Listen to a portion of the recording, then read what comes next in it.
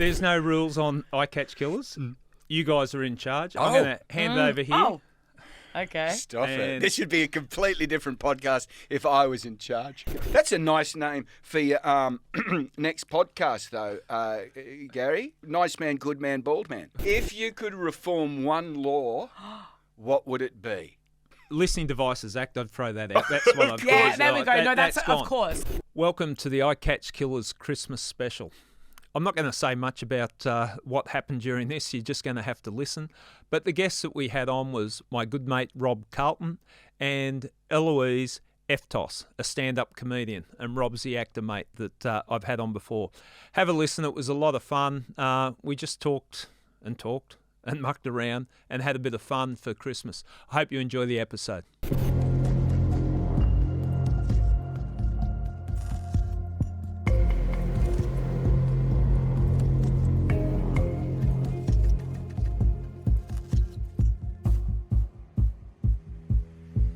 Welcome to the Christmas special of I Catch Killers, and I've brought my good mate, my offside the spike in, Rob Carlton and Elouise Eftos. Now, the reason I brought you guys in, I've been doing true crime all year. yeah. I'm tired, I'm worn out, we've had some heavy stuff, so I thought we'd lighten it up a little bit for Christmas, and quite frankly, I am just tired. So I'm going to throw it over to you guys, as dangerous as that might be.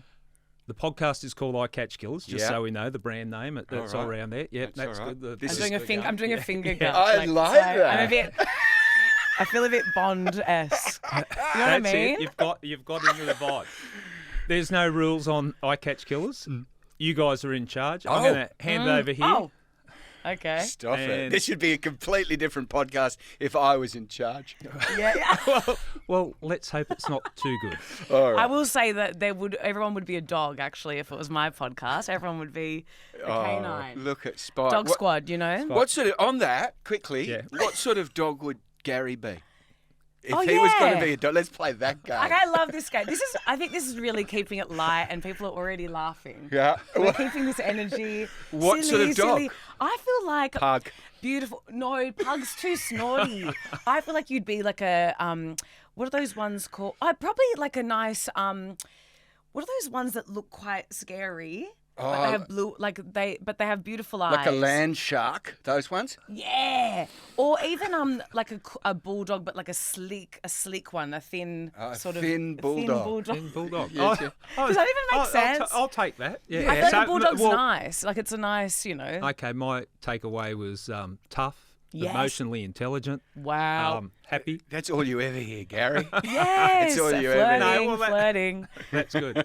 We've got to keep an eye on Rob flirting. Yes, Yeah. yes. Please don't. Not you two flirting with each other while I'm here. It's- I've got Spike though. At That's least. what Hi, happens. sweetie. Yeah, hey, listen, if you do see sparks fly over here with Gary and I, you just get gentle. We're just a couple of blokes trying to get through life. I love this. They say, you know, there's a male loneliness epidemic. I go, no, there's not. Look at this. Romance happening live. We toured together. Things Well, happen. actually, for the Things listeners, for the listeners at home, Gary and I, if you're not aware, we do have a long-standing relationship. So we've been friends for 20, 25 years now. We started just training together, running the hills of Copacabana, a couple of mates, and then we just got chatting. And then through that, we were just hanging out, we'd share stories. Then we started working together for the first time with the I Catch Killers Roadshow. And that was fun. We Wow. had it was a really... What did you guys get up to on that road show? Man, it was so wholesome. Brunches together, yoga in the We morning. did a lot of driving. driving, Oh, obviously. those after parties, Rob. Oh, yeah. Oh, the after parties? Well, there were- It was wild. Well, one nearly went off hook in Dubbo Yes, that's because right. all the prison guards were out there. Oh, Right? Yes. And if you want things to get loose quickly, you just go out with a prison guard. oh. They were- Gary? How much can we say? Well, I don't know how far we can take it. There were some late night calls made, and people were eventually. Spike doesn't want to hear this. Spike's had enough. Spike's just having a stretch. It's traumatising. Yes, there were phone calls made for missing people, but they were all found. Everyone got found. Everyone got found. That's nice. And so, for those of you at home wondering why we're here, so Gary and I have this long-standing relationship. He said, "Look, we want to lighten this thing up. We've got this Christmas episode. Will you come in and spend a couple of hours in the studio with me?" And I thought, well, that sounds onerous. So then I thought, how much more fun would it be with Elouise Eftos? Hello. So now the reason Eloise and I know, we met over the course of the last year. Yes. I've been travelling the country doing fringe festivals with my solo show. One of the great joys of travelling the Fringe Festival is to meet all the bright, new, young things that are coming through the industry. You're seeing incredibly funny people, smart, intelligent people. Eloise, happily, is all of those three things. Oh, bless you for saying that. Thank you. And so Eloise, now this actually might cast me in a slightly sketchy light. Yeah. So hang on. Let's just hold the phone a second. Okay. Her show is called Australia's First Attractive Comedian. And yes. obviously she's smoking. And if you're watching this, thank you for saying that. And if you're watching this, yes, you can you agree. No, but there's obviously more to the show. There's a heap more to the show. But anyway, Yes. the reason I mention it might sound sketchy is like Australia's First Attractive Comedian. I better go and see that. Just perv, right? But knowing a little bit about how the world works, I thought, we're on here. That's really interesting. I went and saw Elouise's show in Perth. Yes, you did. I thought it was astonishing. I really loved it. It was really interesting and funny and sexy and vulnerable. It was all of these things. And then because we were doing the same festivals, we caught up at Adelaide Festival. Well, you said hello to me in Adelaide, and I went, I can't believe, because I think I don't know if we'd met or you'd messaged when I was in Perth, and you said, I loved your show. And I was like, oh my God. And then you came up to me, you said, Eloise in Adelaide. And I went, oh, Rob, I'm such a big fan of yours. And I just couldn't believe that you'd come to my show. And I was actually in shock because I've obviously watched you, be an incredible actor. As an actor, look up to you and very in awe of what you do. And so that was very exciting to be on the same circuit. And I'm blushing. And the fact that the fact that Rob saw my show and liked it, and he, was impressed by what and he also gave me some good advice. He was like, don't worry about, because this is, me touring this show in cities that I'm a Perth girl, but I was doing it in cities I hadn't performed in before, or performed this show before. I don't do self-deprecating humour. That can be it's like the opposite of what comedians usually do. Yeah. So it's quite it's bold and brassy. So she's up front, and especially for women, she's like, I'm hot, get over it, right? But there was an element in those earlier shows where she was just couching it a little bit. Yeah. And I was like, no, sister, we get it, man. We know you've been funny, and those that don't, they'll get on board. So just and it helped. And it helped. Well, it was the whole thing of owning it. I think it's like with anything, and I think it's unfortunately, which is what the show's about. The show's about feminism, and it's almost like this conditioning that we have as women to be people pleasers. So for me to go on stage and go, I'm actually way too hot to do comedy, and I'm funnier and better than everyone else, is obviously it's a very bold statement, but it's a joke. But for me, the show's about the response that not only people but also other comedians gave you when I first, especially in Australia, tall poppy syndrome, etc., etc. But it was a really good point, because I think it definitely helped me as I went on doing the show, because it was sort of me going, this is what I'm saying. You either get on board or you don't, and I have to be cool with it either way. Joyous and enjoy. I like it, and the naysayers that attack you on it have just missed the point. Yeah, they have. They have missed the point, and there's a lot of layers to it, and it's great for me. Also, I think it's very, on trend to sort of have this thing of men don't get it, or they're not gonna, because on the poster is me. It's like a Bond poster. It's inspired just by in the lingerie. Doctor No. It's me in a white bikini like Ursula Andress. And you not lingerie. It was a bikini. You went to the show for what, Rob? to someone my age, a bikini and lingerie are basically the same. It's basically the same thing, and also it's very Dr. No. It's Dr. No inspired, like the yellow poster with the red writing, and I love the Bond films. But for me, it's even putting up that poster, I was like, oh God, who's going to come to the show? Men won't get it. It's about feminism. And then I was telling Rob on the phone the other day when I went to Edinburgh.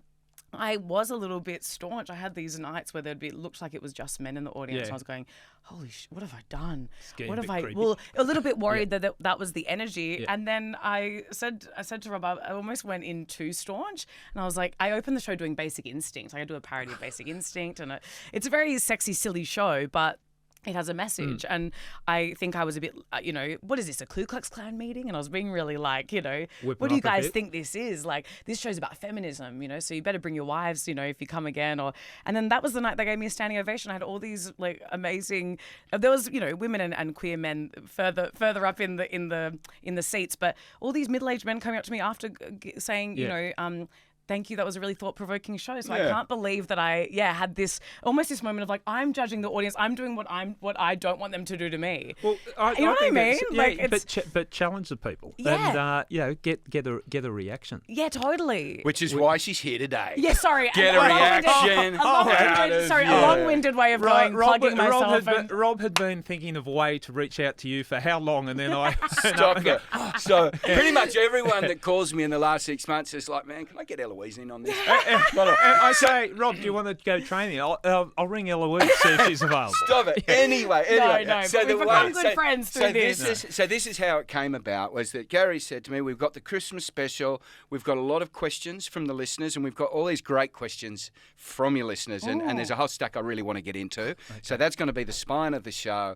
But I really did think it would be heaps more fun if we got a bright young comic with us and someone that doesn't know how. So to get that stick into our dynamic, because we can fall into our rhythms. Obviously, we've got Spike here in case anyone attacks us. Yeah. That was a Christmas party. I put my invites out, and that's the one that turned up. Spike. So just on that, Gary, there's questions about friendships and loneliness in the force and things like that. I wonder and I worry.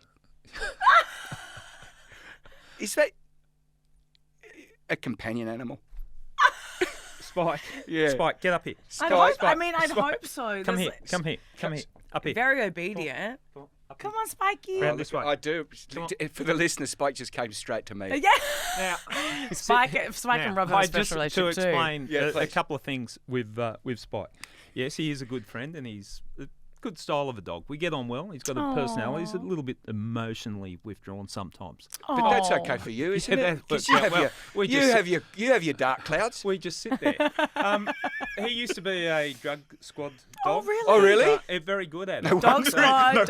He came straight over here. But he got sacked from the police the same time I did because he was playing in the exhibit room. White powder around the nose. And cheeky. We've got a situation.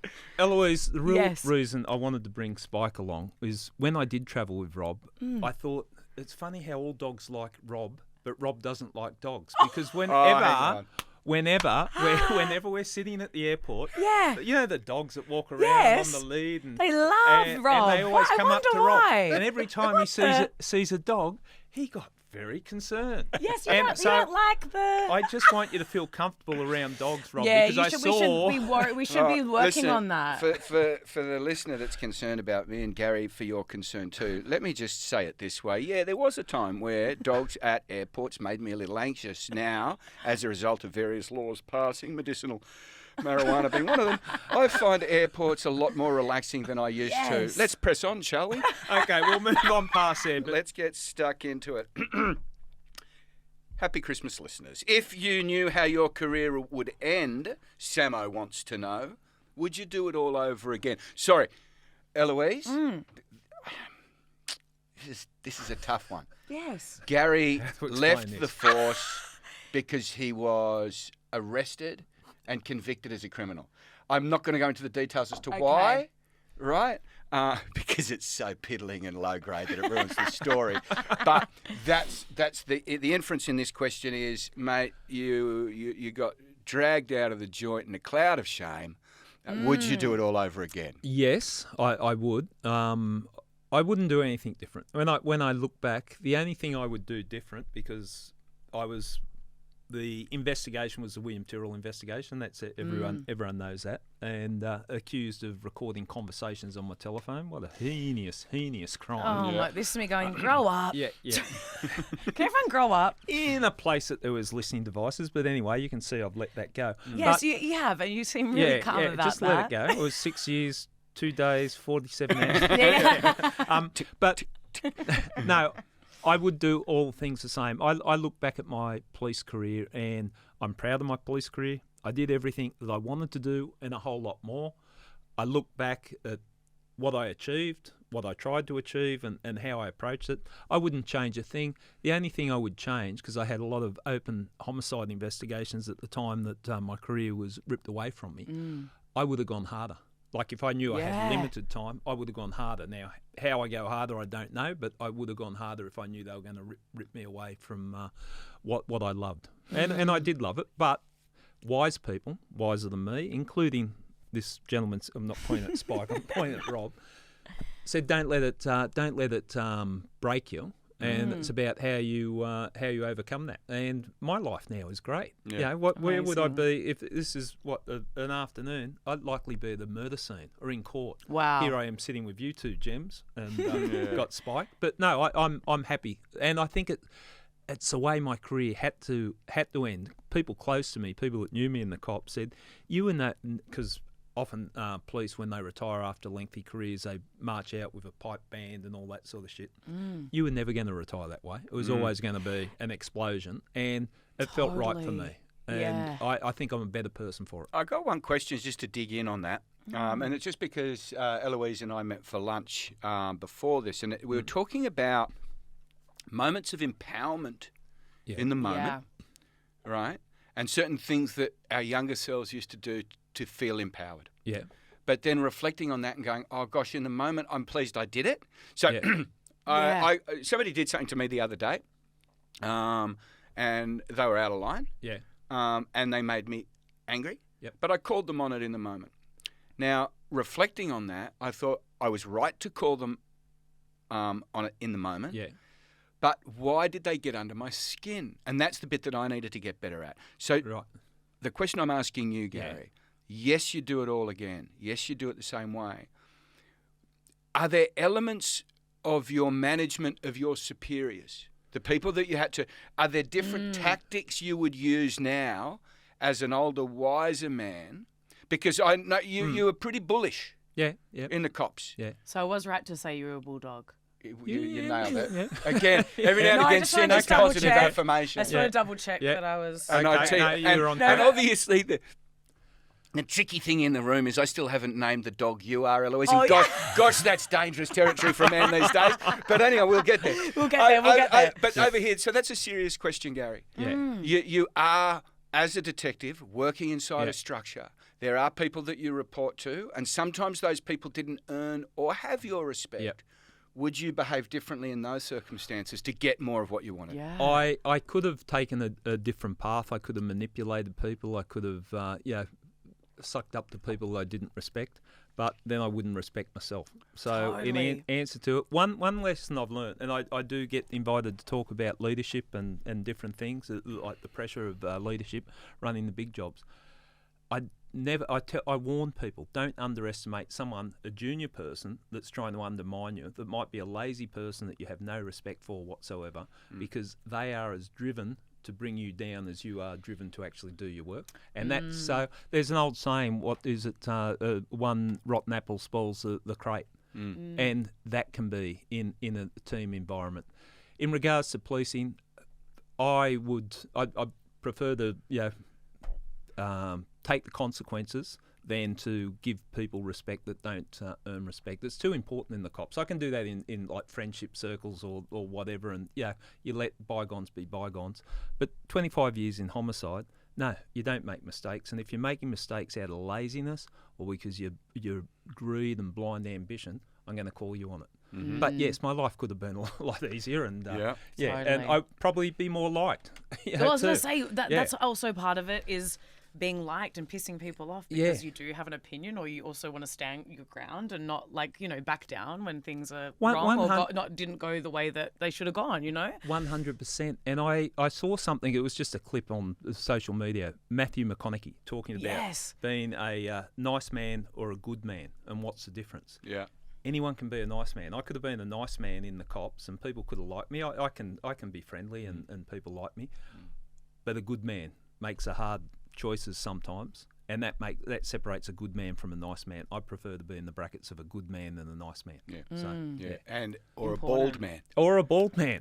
Well, yeah, that's Rob, hand in hand. Rob, Surely. you shouldn't. Surely. Well, you shouldn't talk for a number of reasons, but No, for less. That's I a should've quite- laughed It is hard. that thing, isn't it? I walked into a service station the other day, and I looked at the security camera up there, and I literally looked up and thought, poor bastard. It's me. It was I'm looking me. at you going, who's that poor man walking in? That's me. they are confronting, aren't they? Oh my Bullshit. God. Yeah. Because I want to know why Special kind of camera. why body dysmorphia doesn't work on a security camera. Because when I look into a mirror, I'm my like, oh, this is God. all okay. Yeah. But if I'm looking at it from a different angle, it doesn't lie Different the way my angle. mind. Oh my gosh. Anyway, No. all right. So that's a nice name for your next podcast, though, Gary. Nice man, good man, bald man. Yeah, I do like that. Yeah, Hey, okay. good. Okay. All right. Now, here's a question for everyone. Yes. Here's a question for everyone. Oh, I'm excited. Without notice. If you could reform one law, what would it be? Ooh. That's and Jess MacArthur, we thank you for that question. Okay. Reform If you one could law. reform one law, what would it be?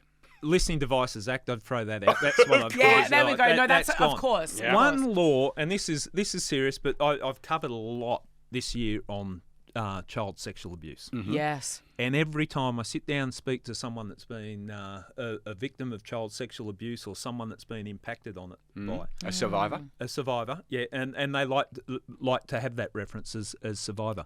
But the one thing, when the perpetrator is caught, everyone goes, yeah, I know that bloke was a bit weird, or I know that person, Yes. or people were aware of it and didn't report it. I'd like to see legislation come in where it's in statute that if you don't report, like if you know a murder's been committed, it's hinder an investigation or aid and abet if you're not providing information. I think we need to bring that in for child sexual abuse cases. If someone knows, and it might be the wife, it might be the brother, it might be someone, or even the friends that suspect, and you haven't come forward with that information, like there's a disclosure for teachers and medical people. But I think the responsibility needs to be on everyone. Really got to crack down on that.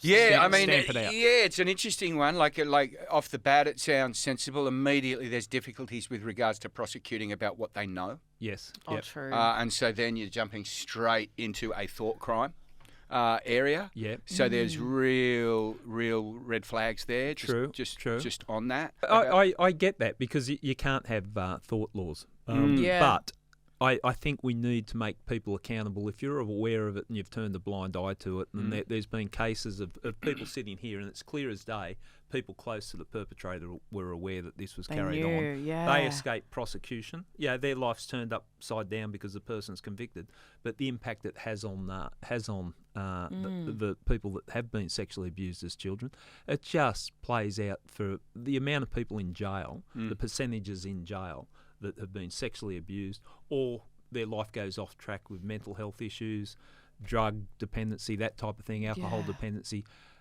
A lot of it stems back from child sexual abuse. And I had someone in here just the other day, and I think 1 in 5 males are sexually abused and 1 in 3 as children.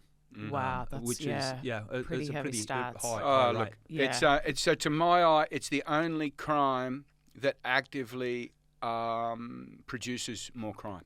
Yes, Well, yeah. that's what I was going to say. When you say there's people in jail that have been, usually that's the starting point Often that's a thing. to the trauma from that. Yeah. And it's a lot of them are the big tough gangsters, the bikies, the muscled up bikies, and when you strip it down, why they went that way, I never want to be a victim again. No one's ever Wow. going to abuse me again, and they try and find their tribe and they present that way, and it's quite you see the amount of people in jail that's happened to, Wow. and that's why they've gone down that path. God, it's Yeah, and so if we do have listeners, there's a lot of resources out there. When I say a lot, not as many as there should be. I'm an ambassador for Samson, Survivors and Mates Support Network. We support male survivors of childhood sexual abuse. So you can go to the Samson website, that's SAMSN. They do extraordinary work. So if you're out there listening, and the chances are you haven't spoken of this. So many people don't, and it's 35 years I think is the average before disclosure. So if you are sitting out there you're not alone. You don't need to be alone, and there's people that can help. So please reach out. Good advice. Please reach out. A law that you would change? Well, look, something that it's something that really is, it makes me really angry and upset. And the domestic violence, the DV cases, the amount of women that are killed in this country every year, I feel emotional, even just, it's like a shiver runs down my spine, even when I talk about it. I don't really know the exact laws. I have some friends that have had to take out AVOs, and it's just, sorry to swear, but like, what the fuck does that do? I just don't think it does enough, and I just wish there was something Gary, better. you might have a couple of clear answers. I would love to know. Like, I wish I knew more, because God, I hope. But there's the amount of my friends that haven't even gone to the police, maybe because they don't feel safe or they don't feel like they'll be heard. And unfortunately, it does look like there's a lot of cases where that does happen. And I just wish that there was, I don't know, what's the solution there? Do you know what I mean? There is a solution. It's something that I've been championing and pushing. I had Hannah Clark's parents on. Hannah Clark from Queensland. That was the tragedy of her partner that killed her, set her alight and her three children up in Queensland. It was like red flags. It was obviously something was going to happen. It was obvious to everyone something was going to happen. The AVOs had been taken out. And I raised it with Hannah's parents. I said, if an ankle bracelet, a tracking device, was put on this person when the offender, when he was stalking and coming back to Hannah, would have that made life easier? And they said, if Hannah knew that he had come within a 5 kilometre radius, that would have given us all peace. Yeah. And then the naysayers go, but what if he takes it off? Well, if he takes it off, Hannah would have got notified. Yes. That he's on the loose. We don't know where he is. But it would give victims, and I'm using Hannah because people know the gravity of that particular case. Absolutely. I, for the life of me, don't see why there's a domestic situation, AVO's taken out. Let's give a little bit of leeway. Like most people will abide by the AVO, hopefully. If they don't, very first time, we don't have to send them straight to prison, but we put an ankle bracelet. I've said the same thing about the ankle bracelet, Gary. As soon as you said that, it's almost like I was saying it to my friend who's also a comedian. She's had to take an AVO out on a ex-partner, and my first thought, it almost sounds funny to be like, they should walk around with ankle bracelets on, and because I think other women should be aware of what these men have done. Well, you know what I mean? There's almost a part of that as well. It's like, you want to treat women this way, you should walk around and people should be like, that guy is, maybe could be dangerous, or like they should be monitored because they've done, this dodgy behaviour. Even not shaming them with the ankle bracelet, it's about the protection. And a magistrate was on here as well, and I posed that question with him. He said, it doesn't even have to be an ankle bracelet. Yeah, like... in COVID, we could track everyone. That poor bloke that was trying to buy the barbecue, in COVID, that was tracked all around Sydney. It was a heartbreaking day for any barbecue. But when we tracked him when he had COVID, that was, he had commitment, didn't he? That was crazy. He went all around Sydney. That was wild. There was so much aspirational about that behaviour. Yeah. But I think, and with technology, let's embrace it. Like, I embrace it, and look where it got me. I got charged. There we go. Embracing it, but they're too much. Let's be clear. When Gary says he embraces technology, this is the timer we're working under. For those of you that aren't looking at the video, right, I swear it's like an egg timer straight out of the 60s. So, he embraces technology, but he's still a bit old school. Yeah, and we like that. We like that. I just thought a little bit of retro. Yeah, we love a bit of retro. We love a bit of retro. But that's easy because sometimes, anyway. But no, it's I agree. But for me, there's something just so frustrating to see these multiple cases where, like, and I wish it was a case of, give him another chance, and it's like kind of like, sure, but at the same time, there has to be like, I don't know, is there? I don't know what can change. You know what I mean? Something has to change because it's really bad. And when you look back, it's like murder in slow motion. A recent one now that it's hasn't played out in the coroner's court, but was Audrey Griffin, who was murdered on the Central Coast. 19-year-old girl walking home. And I think about her every time I drive past the Eleanor Hotel. She's on the way home. God. And the person, and we had Kathleen on the podcast, her mother, and she's devastated, and I'm working with Kathleen. But the frustrating thing there is that he had breached AVOs for a domestic situation. This was just an angry man walking around, and Audrey just happened to be in the wrong spot at that time, and it could be prevented. But I think ankle bracelets, and I'll keep saying it. Yeah, and saying I it, agree. Maybe one time it'll sink in. I hope so. And yeah. this conversation speaks actually to a question from Holly DeBoer. She's asking, why do you think there has been a spike in intimate partner homicide? Now, first of all, has there been a spike, or are we just getting it reported more clearly? Yeah, that's a good point. Look, statistically, I think they had not a demonstration, but a thing at Martin Place the other day, and 41 women have been killed this year because they had shoes out for each person that had been killed by someone involved in a intimate relationship. I don't know if the figures have gone up. I know homicide figures, annually were fairly stable, but where the domestic side of it. But does it really matter? No. Exactly. There's too many. There is definitely too many, and we need to do something about it. Too many. I was going to say, I think that's also a thing of, I hope that, the conversation's changing when we're talking to like men and young men growing up, about consent and about respecting women and all of that. I hope that's all changing. I think that's also, there's something going on with men at a certain, like almost, these are grown men. It's not like we can take them to school and go, hey, you shouldn't do that. It's sort of, where do we change the, the dialogue around it? Or, I don't know, is there a way to educate? Yeah, very much so. What I mean? So I've gone through a bit of this stuff. So I've got 21-year-old sons. Yep. And obviously I'm biased, but they give me such great hope. Yeah, that's great. For the future. With regards to actual conversations around consent, understanding the environment, power dynamics, they seem a hell of a lot more advanced in those conversations. Yep. Now, for listeners out there, obviously, we see a lot of beautiful young boys. And we can see a lot of grumpy teenage boys. Yeah. Right?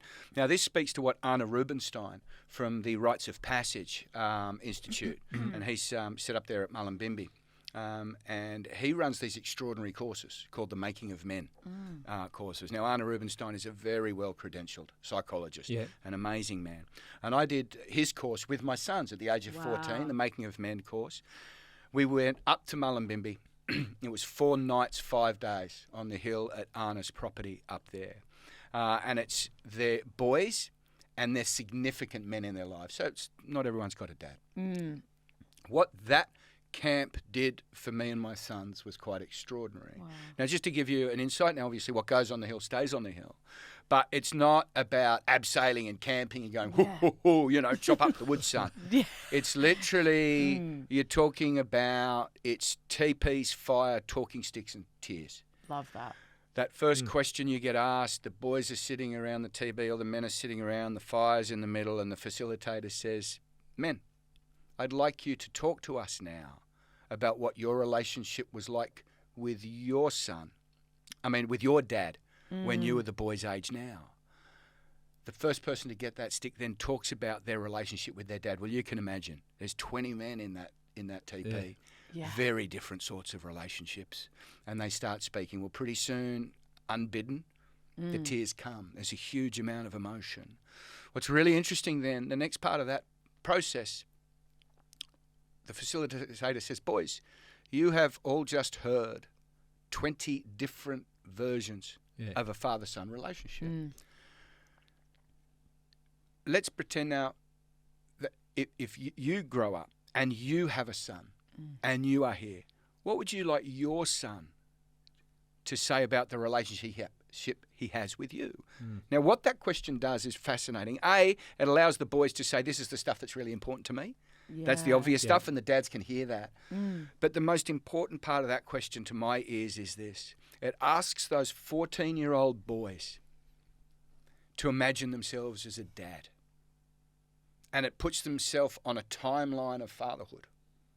Now, I'm not saying becoming a father is the only way to become a man. And I don't suggest for an instant that men out there without children haven't progressed in any way, but this is specific to this conversation. Yeah. So I offer that up. That went for an incredible amount of time. Then we talk about death, challenges, grief, all of these sorts of things. But what it allowed, most of all, the dads came away learning a hell of a lot more about how to let things play out, how to not control situations, how to respect their sons are different from them, respecting that different energy coming and learning to hold that up rather than try and make those men as good as they can be through their eyes, because boys only live through their own eyes. So that's a long-winded answer to, are there different ways? Well, I also think it's a great way to know that this is the issue of domestic violence is a male issue. Like it's a male issue, and the fact that sorry. I think it's an environment. No, yes, but it's something that I think it needs to be. These men need to call out other men. We need to be talking. The fact that there is this. It's a male issue too. Yes, you know what I mean. It's this thing of I love this idea that there are places that men can go and they talk about these things, and it's almost the same as the whole, people being accountable for when they hear about like a child being abused. Coming back to that. I want men to call out other men if they're just being inappropriate about women, or because it starts somewhere. Where does this all start? You know what I mean? Yeah. The conversations and someone who, and I won't name him, but his life was touched by domestic violence and lost someone that he was close to. He was talking about, he said, Gary, like, think about it. He was a football player. Think about it when you go out, the football team, drinking after a game and someone's bad-mouthing their wife at home. Who is that? Oh, it's the wife. She wants me to go home. Little things like that, or where men say things derogatory, that we should check them. Like little microaggressions. Yeah, we should call them on and go, you don't talk about your wife like that. Yeah. That type of thing. Because there was a culture where that was acceptable and funny, and we need to sort of jump on it so people aren't comfortable. For the listener, I'd say, and to Eloise, I would say I've been involved in a huge number of conversations and moments where those little checks have happened. Yeah, which I love, and I can see, especially from you two, that I can tell that you would be the kind of men that would do that and call out unsavory behaviour. It's easier for him because if they then disagree with him, he can just smack him in the jaw. I'm not saying that's the best way to. Well, I'm just saying that he's got some assets. Yeah, but you can be a bit scary. But I'll delve deeply into that because I've watched Rob and my, you said, will I change anything in the cops? Change something in me personally is that I let things fester. So you might offend me, I'll let that slide, then you offend me again, and you offend me again, and then I just unleash. Yeah. Whereas I've seen Rob, you address things very early in the piece, and I think that's a smarter way of doing it. I want to be able to do that, I'm just not good at it. No, but we were talking about that at lunch. Literally this whole idea of like letting these little things manifest, and you start to get a little bit like, I'm going to, say something. But it is better almost to just go, hey, why did you say that like that? And almost greet it with curiosity, I've seen Rob do that time and time again, and even when they set up the stage, something's not right, and I'd be going, prick, why isn't he here on time or something like that? Whereas Rob would just call it on him. I'd sit there and stew on it, and then probably overreact. Yeah. By the time I react. But I'm Greek Macedonian background. I did the same thing. A bit of passion in the world doesn't hurt, Rob. Yeah, that's he is passionate, but he'll be like this. I'm passionate now. I tell you, so I am a believer in trying to say things in the moment, but I also recognise it's the hardest thing in the world. Yeah. There's a great example. In fact, I'm going to do the first of my plugs. Okay. Go on. Well, this is a new one, so I didn't tell you this. So our podcast is about to get launched, which is Brave Words. Brave Words, great. The podcast, which is True Stories Told Well. And boy, does he tell them well. I saw the live show. Very, very good. How good. Yeah, I love it. If that's a different show too. But Gary saw my old solo show, Willing Participant. You saw it at least 3 times, didn't you? Oh, gosh, it's very good. I just brought people along to be popular. Because I guarantee, and everyone I brought along loved it. Thank you. It's very good. But so this is a story my wife wrote. And it's actually the first story that we're leading off with the Brave Words podcast. The story's called Dubrovnik, and she tells a story about her and I going on a holiday to Eastern Europe, and the first long holiday away without the children. Right? And look, it didn't start well. There was a whole lot of things involving pumpkin soup, me reading a book when I shouldn't have been reading a book, just a whole lot of little things going on, and it was difficult. It was tough. Adrian mentioned the things at the right time. Yeah. Right?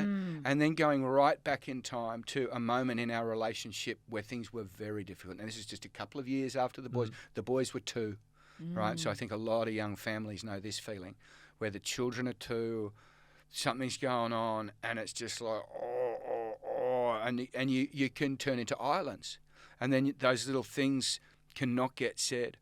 I will be forever grateful to my wife. It wasn't in the middle of a fight. We weren't in the middle of a rage. She didn't use something to weaponize me. I'd actually just cooked dinner and was putting it on the table. And she said to me, and I looked at her and she was crying.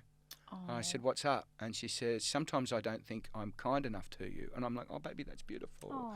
She said, because I don't think I like you very much. Now, that was, I know, never marry a writer because you're on tenterhooks until the end of the goddamn sentence. That's almost poetic. It's Brilliantly like, delivered. Brilliant. Yeah, brilliant. Yeah. Right, so she just smacked, but she was unhappy. Now, there was a couple of sentences in that particular thing that I'll never forget. Later on in the thing, as I was trying to get a temperature read on where my life was at because I didn't see it coming, and it was terrifying. I said to her, baby, I got to know where do you think we're at? And she looked at me and she said, well, I don't want us to split up. And I'm like, relief. And then she says, but at the moment I can't see how we can stay together. Wow. Oh my God, she is. This is me like gut punch every time. Gut punch. Wow. But the reason I mention all that is because she mentioned it before she'd emotionally left the relationship. Yeah. She mentioned it before she'd figured out her own plan. Yeah. Because when you're in a couple relationship with children, that plan's not yours to make alone. Yeah. And it's the hardest thing to invite the fucker that you're hating right now to help build that plan. Yeah. Yes. And she had the strength and the vulnerability to reach out and go, I don't like you, but we made these choices. I can't figure it out. Maybe we can together. And so I try and put all of these things into some sort of perspective because it's one thing to say, yeah, you should say it in the moment. Yeah. But more often than not, if somebody's done something nasty to us, we're just seeing white, mate. You can hardly breathe. Totally. There's no logic there. So go easy on yourselves if you can't check it in the moment. But please try and remember the power of doing it because my wife saved our relationship. And my 21-year-old boys right now are coming home. They've just finished university and they're going to come home to a happy, beautiful household. Yeah. And I can't tell you the power and joy that brings me. Oh, No, that's beautiful. Yeah. No, that's a very good example as well. Oh, cheers. You know, now, just with regards to the one law I would change. Yes. Everybody has to wear anklets. Everyone has to wear. Everyone.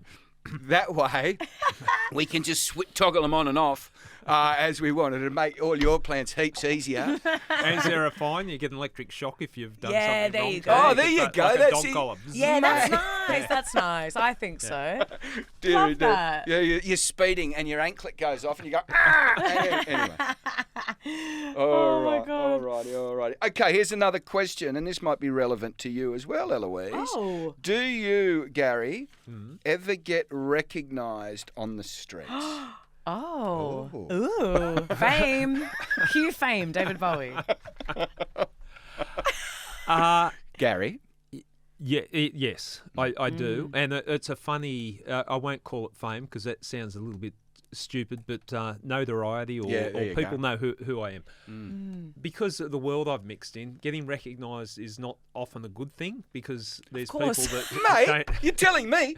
I sleep at his place. I was sleeping in his place when there was a couple of hits out on him. No. And that's so... This is spooky. And you don't want to be near it. It's like anyway. So when people come up to me and say, you Gary Jubelin, that's sort of, well, maybe. Who's asking? Who's sort of asking? Exactly. And like I've had some ones where these are people that have clearly spent some time on the other side of the law and all that. And I'm not sure what the reaction's going to be, but invariably it plays out pretty good. But there's one, and I can laugh at myself because I think this is funny. I walk down the street, people go, can I get a photo? So I'm with a photo, and I think my defence, because I have no idea who I'm in the photo with, if it pops up, I get in photos with lots of people I don't know. Yeah, mate. But I was invited along to the International Convention Centre. It was I think it was the 50th anniversary of the Freedom Bus Ride. So the First Nations people, Indigenous community had organised this big function. I knew a lot of people there, and a lot of people were asking for photos for different reasons. As I'm walking out, I'm walking out of the International Convention Centre, and people said, could get a photo. I stand up.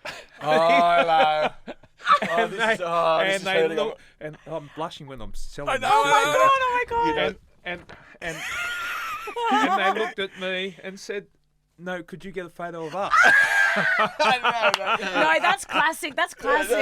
But- That's quite cute. So it's a little bit embarrassing. my Yeah, gosh. sure. Yeah, I knew that. I was just joking. Yeah. You're being a larrikin. You're being a larrikin. Character. That's you're a character. Mate, now, Eloise, Yeah. you've been... Now, I've seen you've done various things on TV with Yeah. this stuff. Do you get recognised I very feel like often I get these days? recognised more for my comedy, like as in, especially when I'm places like Sydney or Yeah. Sydney. I feel like people are a bit more chill. They don't really do it as much. But in Melbourne, I feel like people get a bit more excited because I don't live there. So I think when I'm there, they go, hi, and I'll get even. Oh, and certainly during the comedy During the festival comedy too. But festival. you were hot during the comedy thank festival. you. It Thanks. was Trying to going be. crazy. But even the fact that I Crazy. even will get messages of like, you just walked past my shop and like love your work, which is so sweet. It's really nice. It's usually a really, really nice thing. I don't feel like it's, happens all the time.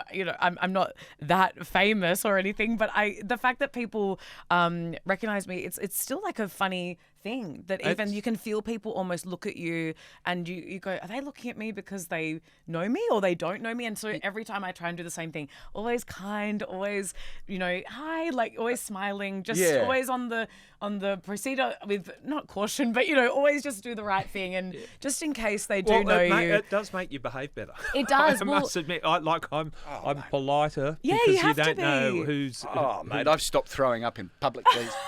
Well, I also feel that way. It sounds so silly, but it's one of those things where obviously I don't think I'm, at the level of, I don't know, like Catherine Zeta-Jones or something. Like, do you know what I mean? But there is something about knowing that people might know you or might know your work. Like you start to get a little bit, go crazy, but just a little bit like you have to be aware, I think, Okay, of well, your that's a great behaviour. question. So, Jubes, that's a great Yeah. observation, Eloise. So, Jubes. Yes. I grew up with it, Yeah. and in fact, I was already. I was gonna say, part 14's of a it. young Yeah, but age to also grow my up with father it. was a federal politician too, There you so go. I was already aware of a strange prism prior to coming to that, and I like to believe I had extraordinarily emotionally intelligent parents that allowed me to navigate that with as little weirdness as possible. Totally. Jubes, this has come to you late. Yep. Right? You were, let's be clear, a middling tradesman. Yes. Right? True. And then you became an okay beat copper. Yeah. Right, Yeah. and then and then you're pretty good in the tactical stuff. Yeah. You really hit your jam with the D's, Yeah. right? And Yeah. that was my it. thing. But again, a lot of that is still behind the scenes. Then, of course, you get a couple of national Yeah. profiles. Yeah. What was the change in your life where you started experiencing what Yeah. Eloise just talked about? Because you came from and Eloise will talk about this at length later, Yeah. from a normie background. Oh, totally. Normie background normie. as Yeah, well. yeah, That's yeah. so, I Okay. could talk about that for ages. So tell me, from a normie, Yeah. Eloise, Yes. to Yeah. I sit well with Normie. yeah, but to somebody with a profile, can you get granular with regards to what it does to your head? Yeah, I'm glad it came later because if it came too early without the right safeguards around, I could see, and that's why I feel sorry for these young fellas in sport or the young women that get this profile very early, and I would behave like a dickhead if I was known internationally at 18, 19, but it came gradually in the police. In the police, it was a different thing in that people didn't have to like me. I was a policeman. That's doing my job. But I started to get recognised. Then when the Underbelly TV series came out, that sort of lifted the level higher where people... They made an entire Underbelly series on his There life. you go. Yeah. It was like that would have been, And so that was sort of new. But I when I say I had the shits, See, Spike knows did you what see it's that? all about. Spike, for those of people, when Gary Jubelin now just expressed a sense of emotional trepidation, Yes. little Spikey in the corner gave us one of these. so cute. Just You guys like, are connected. That is a beautiful And during the connection. break, we're going to discuss the primacy of my friendship with you and Spike. So anyway, Okay. go Oh, on. beautiful. So people would pull you down. There's a tall poppy syndrome, like in the police oh situation. my God, my whole show's about as well. Yeah, and it would frustrate me in that, you don't have to be, treat me that way just because I've done something that's got recognised. So there was a bit of that. But in hindsight, with reflection, I'm glad because it's just been gradual. And then when I left the cops, it was front page everywhere. And I would literally, I'd be having dinner at a restaurant, someone would pay for the meal. Wow. Yeah, without even things like that. But I'd been prepared for it step by step, and I knew not to embrace it or believe in it. So But it does take you to that darkest day of yours, right? Oh, yeah, Arriving, yeah. doing that walk Yeah. up to the thing where you had the toughest moment and the most beautiful Yeah, moment in your and career all at people, once. people Remember? coming along. But the fact that people, stop to say hello, stop to support you, I think I'm lucky every day with Yeah, it. that's a the way I beautiful look at thing. it. And you've talked the dark moment when I was going to court, and having the TV camera all the way from Central to down in Centre Local Court in your face as you're walking The along. walk the whole way. God. We'll talk about the walk of shame. But then when I got there and there's The all Bowerville people, mob were there.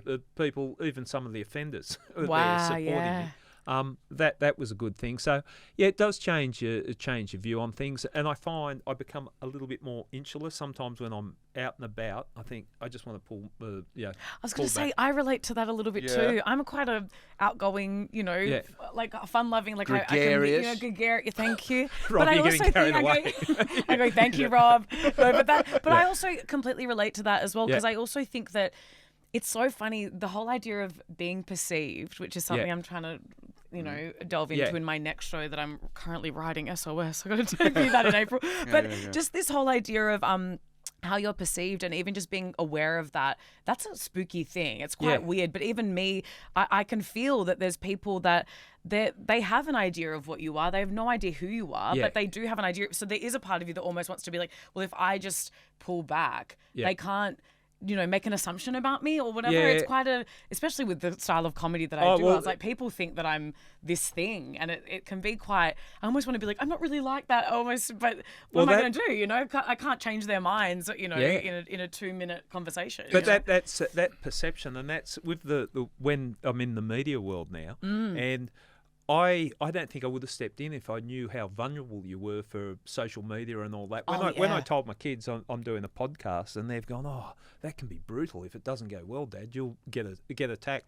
I didn't know. Totally. Now I am at that point now. Well, if someone doesn't, if you get negative comments, so what? You get some good comments, and I don't get too excited about the good comments. I don't get too worried about the bad comments. Some of the bad comments are correct too. Well, you know what? But I also, sometimes, I think is quite interesting when you say social media and the fact that your kids like, if it goes bad, Dad, what I find really interesting is that we're living in a time where we have a bit of autonomy over like being able to say, hey, this is actually what I meant. Like if someone tries to sort of call you out on something, we actually live in an age where you go, well, listen to my podcast. I talk about my experience. Or if someone goes, this is, I mean, look, I'm best friends with Abby Chatfield, who gets some really full on, death threats and all these things. But it's kind of, walking down the street with her is crazy. The way that people, that's when you know that you're with someone, people are staring, But even this whole idea of, we have this chance to go, hey, this is not the truth, and this is, but at the same time, you do have to, people are going to either like you or they're not going to like you, and you just have to either, I don't know, read the comments and get over it, or just have a really thick skin, or I don't know. It's a tough one. I think I'm getting better at having a thick skin, and I'm better that I'm at this stage where I'm more prepared and more grounded and solid. But I do, and you guys must get it because you perform. When I do, some live talks and that, or even the podcast or whatever I'm doing. Sometimes I feel like I just want to escape home. You're out and. If I'm performing or doing a talk on stage, I'm giving it my all, and then I just want to retreat. Sometimes I do the same thing. I feel like I used to be so go out and like always have to be out, almost doing. It's better to do something than not do something, and then I find I am as I'm getting older, much more, I don't know, likely to go home and just almost have to retreat to recharge the battery. That's very a that. nourishment. That's a good way of describing it, because that's how I describe it. Even doing podcasts, like that can be draining.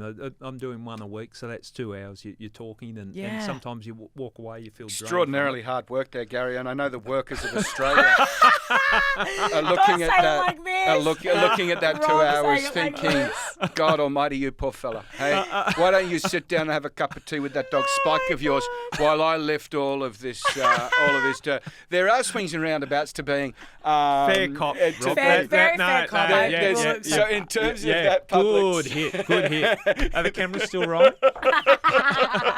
I'm seeing another side to Gary. He's not so much a nice good man anymore. So the only other thing on that, swings and roundabouts. I was on the White Lotus earlier this year, right? And so in terms of a... very amazing cameo. In terms of an international Love your splash... Rob. well, this is the thing. We're so proud to say you're my friend. This is why I mention it, because you get on the world's biggest show. Now, also, even as an actor, this is the funniest... Sorry to cut you off. The funniest thing for me is people will play roles, they're acting as a different person that is not them. And people are so, I hate to say it, normies, love you normies, but they can be a little bit stupid, and they can actually believe, that's how good the actors are, they believe that this person is real. The hate mail people get from, like, you know, the woman in Breaking Bad playing Walter White's wife, you know what I mean? Anyway, well, sorry. no, it's bang on message, because this is the space that the story goes to. I've look, as far as a role on a TV series goes, it's the smallest role I've had, I think, since I left high school. Yeah. But it's certainly the biggest response I've ever had from it being a show. Wow. My phone lit up like a Christmas tree, messages from all over the world. And for a while ago, this is wonderful. It was a lovely thing to be part of. For me, the exciting part was working with Jason and Parker Posey. So that was, amazing actors. And it was all terrific. And, of course, Mike White. So that's all going on. And then I get a message a couple of weeks later from a friend of mine saying, hey, Robbie, they could have used any other bloody photo. I'm so sorry. Oh, right? And it was a screen grab. Wait, I know exactly what this is. A breaking story by the Daily Mail. Yeah, a shout out to you hardworking men and women at the Daily Mail. What God's work you're doing.